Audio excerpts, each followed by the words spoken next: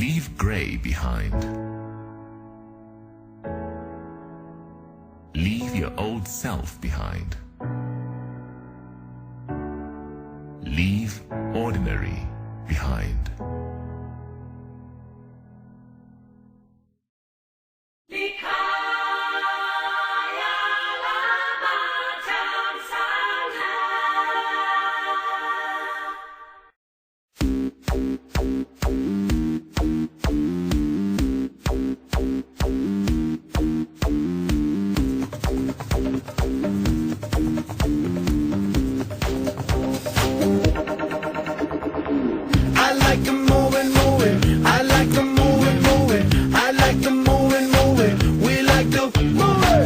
South Africa is different.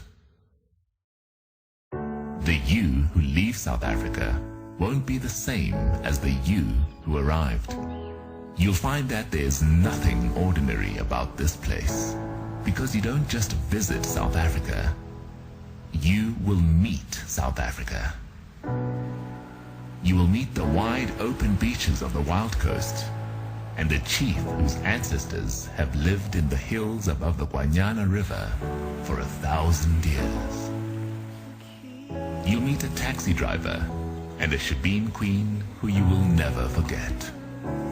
You'll meet the golden light of the Timbavati as it covers everything in a soft amber glow that reminds you of how things once were and could be again.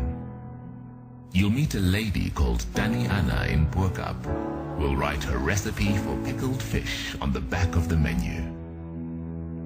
You'll meet a 70-year-old surfer who will tell you about the time he sat on his board, listening to a whale whose breathing sounded like the heartbeat of the ocean itself.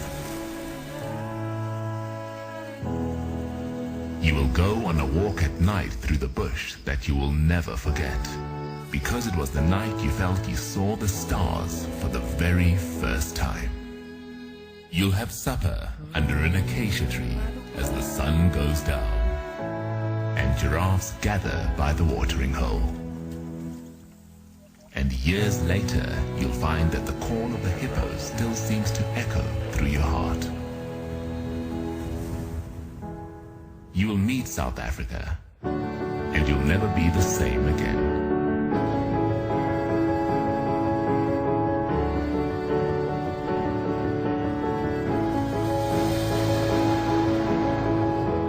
South Africa and the things you experience here will change the way you see the world and the way you live your life.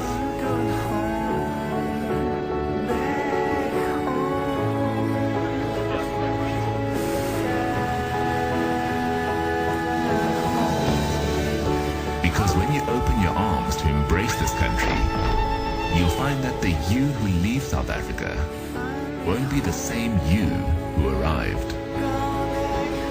Because when you meet South Africa, you'll find that none of it, not one little bit, is ordinary.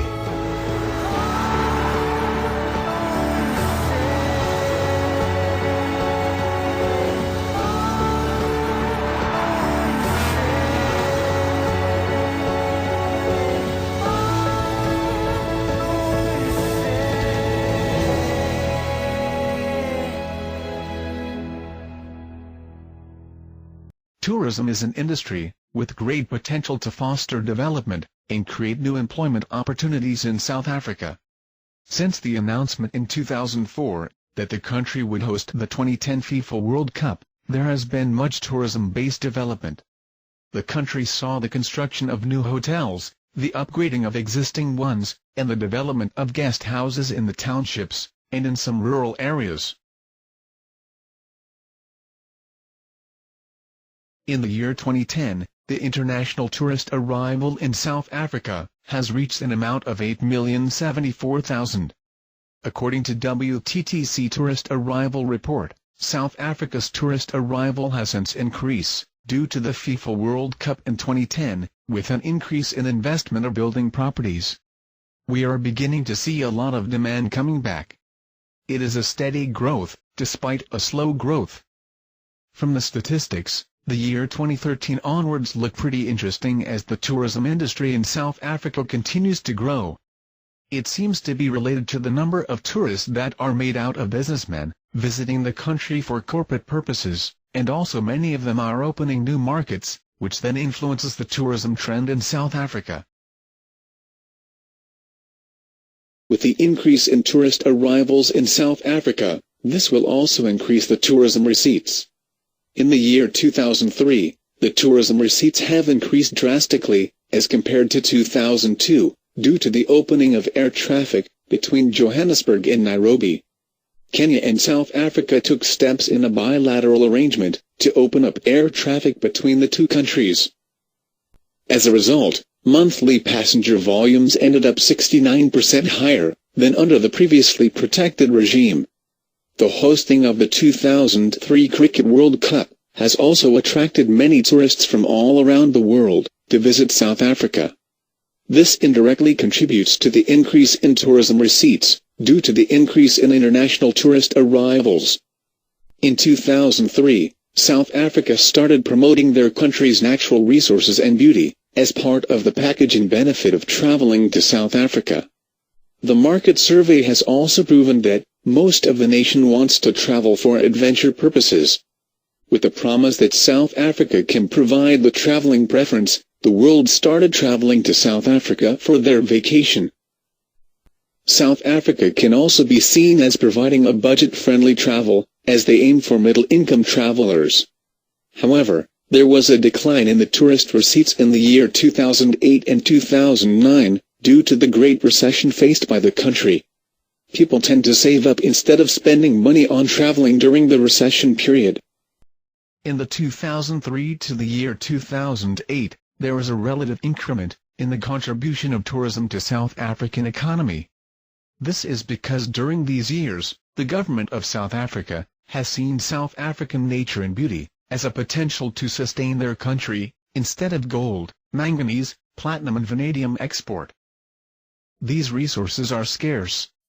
Tourism, on the other hand, can help them boost the economy, hence tourism has become one of the 5 main sectors in South African economy. The government realized that tourists nowadays cannot travel for long period of time, and some are even concerned with the budget, due to the ups and downs of economy. Therefore, they have decided to focus on increasing the volume of tourists, by providing affordable travel, and they target on younger generation, who will be a potential return tourists. The government sees that the long-haul outbound market is their target to sustain tourism in South Africa. Hence, during over the years, they have tried to maximize the relationship between volume and value of the country's tourism sector.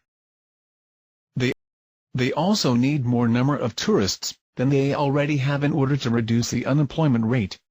With the rate of unemployment and size of population, South Africa focuses in improving 2 or 3 stars travelers. They cannot afford on hiring a lot of people, and the contribution to GDP is as such very slow.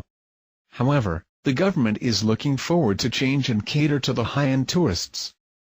South Africa's average length of stay of each tourist is only 2 nights, which is relatively low in comparison to the expected usual of 10 nights. This caused an impact on the amount they spend in South Africa. With most of the travelers being land travelers, their sole purpose of traveling is to purchase goods from South Africa, and not spending on tourism economy, which includes the accommodation industry. With shorter period of stay, the amount of expenditures per tourist is lower, hence causing very little in contribution to GDP of tourism. The reason behind this is because most of the land travelers are from neighboring countries such as Zimbabwe, Lesotho, Mozambique and Swaziland. The reason for the increment each year is, however, due to the mindset of the modern tourists from other countries, also known as air travelers, whereby they would like to experience diverse culture as offered by South Africa. South Africa has established their reputation in combining nature, fun, adventure and world-class facilities travel to tourists at a reasonable price. Other than that, the reason for the slow increment is due to the seasonal traveling habit by other countries' tourists.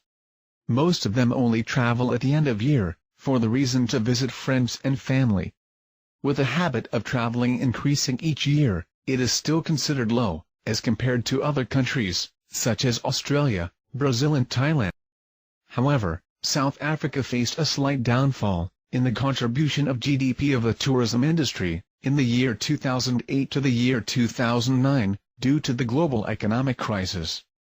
After suffering from the global economic crisis, South Africa managed to bounce back, and made a leap in the tourism industry, with the help of the FIFA World Cup in 2010.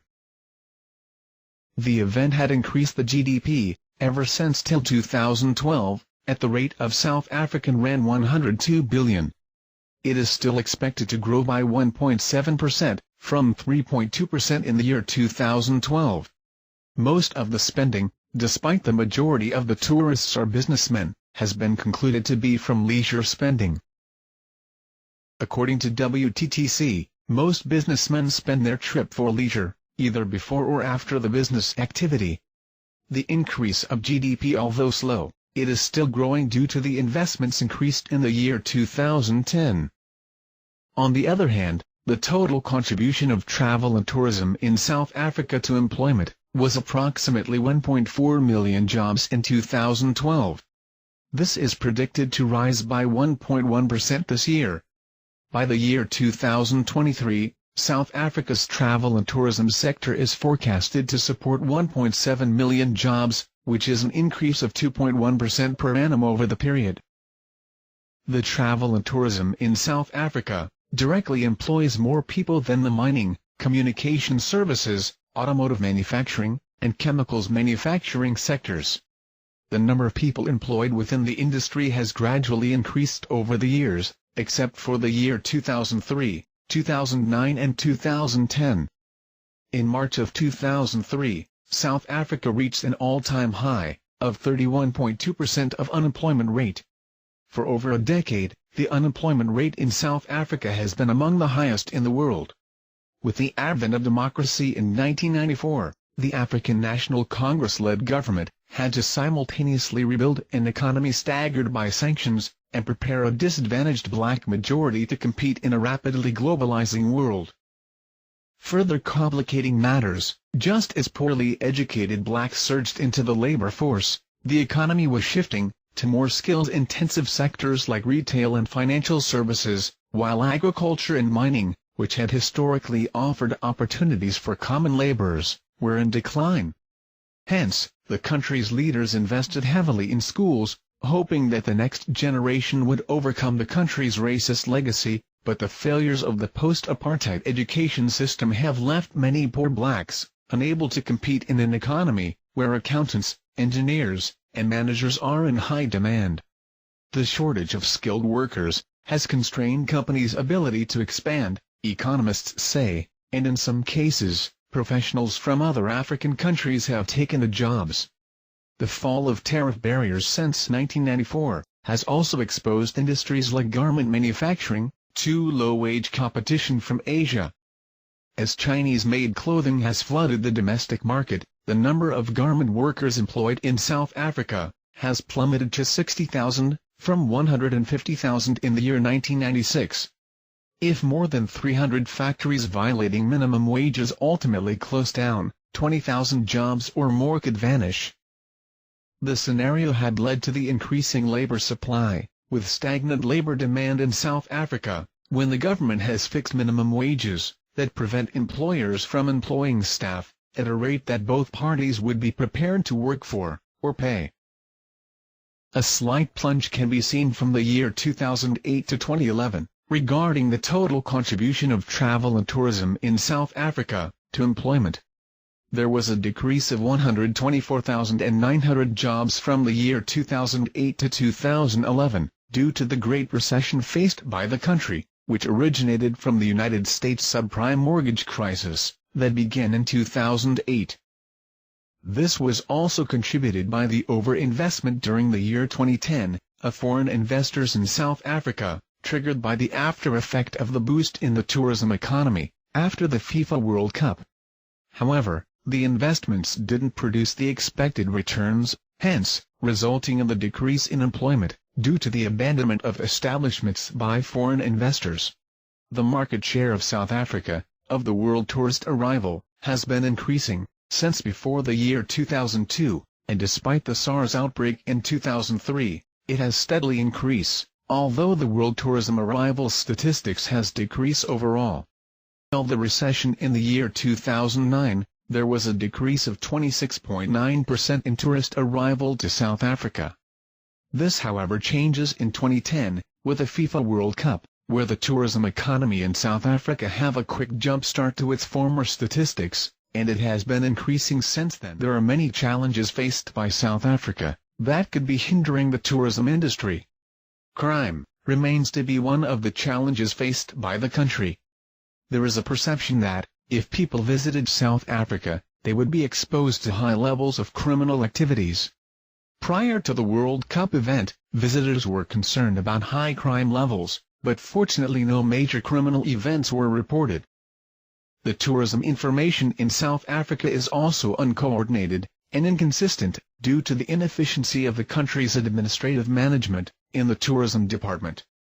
Besides that, operational challenges exist in terms of inconsistencies in the application of the grading criteria of accommodation areas. The tourism industry is also considered a bad employer, as the wages are quite low, the hours of work are long and unusual, and real career progression opportunities are very few. Another challenge that South Africa faces is the increment of oil prices and fuel costs, which may result in higher costs to build and improve the infrastructure of tourism industry. Although South Africa faces challenges that could be hindering the tourism industry, the country also has its strengths and opportunities. To support this, the tourism industry is resilient to global economic conditions. South Africa also sustains high growth in tourism's GDP contribution. In addition to that, South Africa has the most positive repeat visitor rate for foreign arrivals, which means that the rate of return for foreign visitors is high. South Africa's strongest areas are natural sites, cultural resources, attractive price competitiveness for hotel rooms, and a favorable tax administration, good air transport infrastructure, and favorable policy rules and regulations. There are also a number of rural areas within South Africa that have the potential to be turned into tourism destinations in the future. South Africa is a middle-income emerging country with abundant natural resources. Much of its infrastructure is excellent. Many areas received extensive facelifts in preparation for the 2010 FIFA World Cup tournament. South Africa now boasts the continent's first high-speed rail service and many world-class hotels and restaurants. It possesses well-developed financial, legal, communications, energy, and transport sectors. But South Africa is a land of enormous contrasts.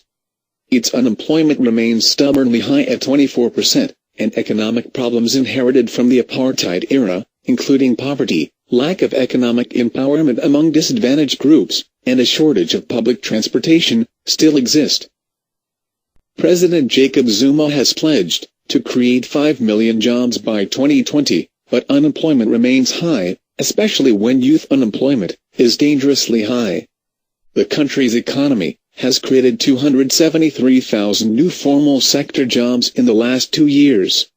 Moreover, new jobs are being created across industry sectors, with manufacturing being the only major sector continuing to show a deficit in new jobs. The government is working to grow South Africa's tourism industry. The Department of Tourism has committed to creating 225,000 jobs, and increasing tourism's economic contribution to 499 billion rand by 2020. While South Africa still struggles to overcome the scars of apartheid, it is a growing economy, with many jobs available for job seekers across a variety of sectors. Its skills shortages and growing job sectors make the country a viable option for job-seeking expats and South African nationals thinking about returning home.